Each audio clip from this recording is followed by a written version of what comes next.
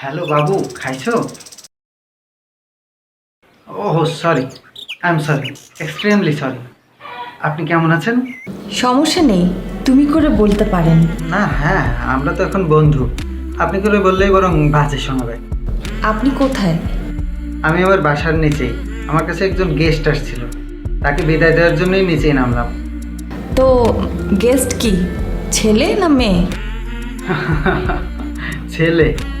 তেমন কোনো মেয়ের সঙ্গে তো আমার পরিচয় নেই।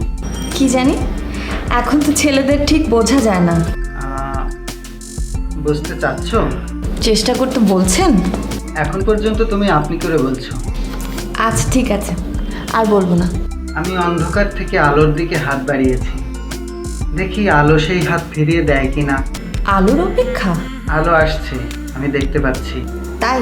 ঠিক আছে বাবু, আমি এখন রাখছি। রাতে আবার কথা হবে তোমার সঙ্গে।